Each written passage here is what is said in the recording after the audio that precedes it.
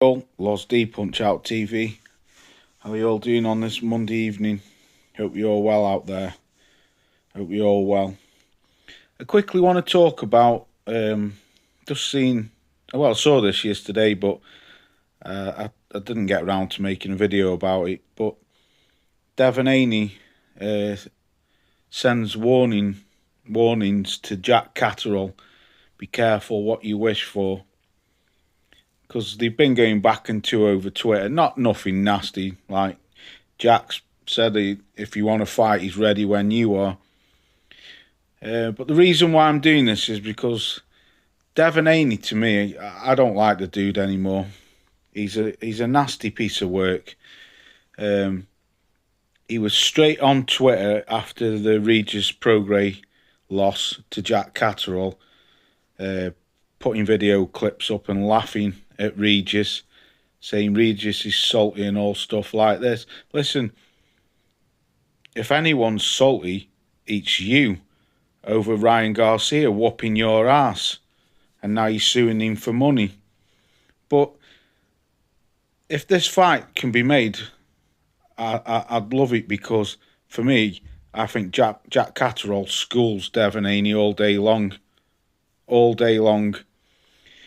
But just get back to the fight quickly. It was a good fight. It wasn't a great fight, but it was a good fight. Regis started fast.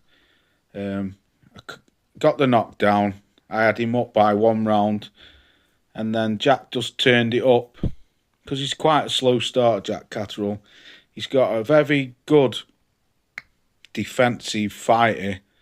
How he tucks that chin into his shoulder. And he stepped it up. He beat Regis. For me, the wear and tear of Regis now, he just didn't look himself. He didn't look himself before the Devin Haney fight, and he got absolutely whooped in that fight. And he got beat comfortably in this fight. You know, got knocked down twice. He twisted his ankle, I think, in the last round, or sprained it, whatever. But the way how Regis, if he does bow out, was pure class. You know, he said he's had his time in the sun. He's going to leave it to these young ones to get on with the game now. You know, I saw a channel saying Regis Prograis can't box. I was like, if Regis Prograis can't box, why was he a 2-time world champion? Do you know what I mean? But what I'm getting a bit off point here. Jack Catterall beat Regis Prograis comfortable for me, especially the second half of the fight. Jack's a very talented fighter. Should have been undisputed at 140, but we all know that story. But the way how, like, Devin Haney's just... He reminds me of Conor Benn. He's always mocking people all the time when they lose. But when he lost, you know, he's a big crybaby. Going in on Regis or laughing, because that bit where Regis chases after Jack and swings that big punch and ends up going on his arse because he totally misses him. But if people like that, sometimes they get karma comes to them, you know. He's saying to Jack Catterall, be careful what you wish for. For me, Jack Catterall is one of the best at 140. Up there with Lopez. I'd love to see him fight Teofimo Lopez. For me, Devin Haney's been found out. You cherry-picked Ryan Garcia because you thought it was an easy win, and you got blasted.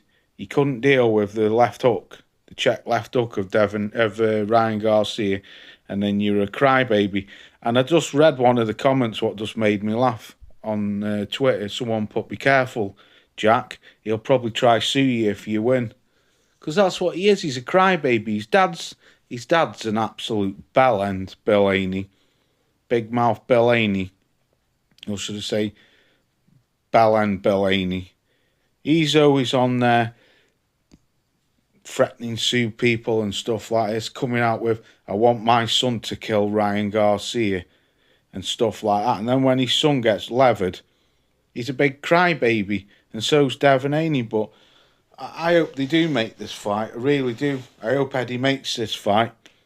because I'm telling you, man, there's no way Devin Haney beats Jack Catterall. No chance. Not in my eyes. I think Jack schools him all day long, possibly stops him. But the nastiness, it's got me back up a bit, really, because Regis is my favourite fighter. But it's just, he does it all the time. He's just like Conor Benn.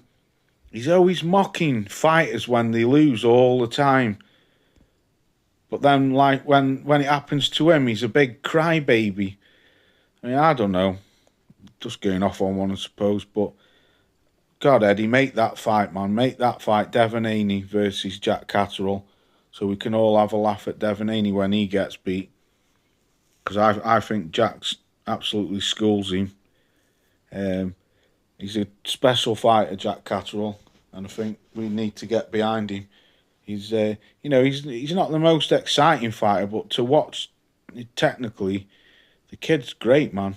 He's great. He's got a great defence. His defence is on another level.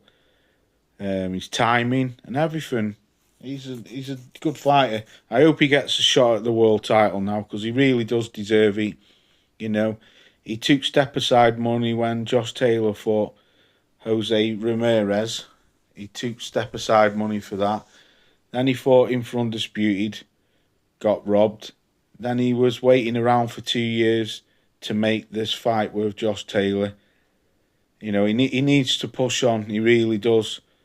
So he wasted 2 years. Then he beats Josh Taylor. Then he fights Regis Prograis and beats him. Regis just, to me, just showing signs of not showing signs of his former self, if that makes sense. He just, I don't know. You know, when you look back and look at the Regis Prograis what fought Josh Taylor, I know it was about 4 or 5 years ago, but I don't know.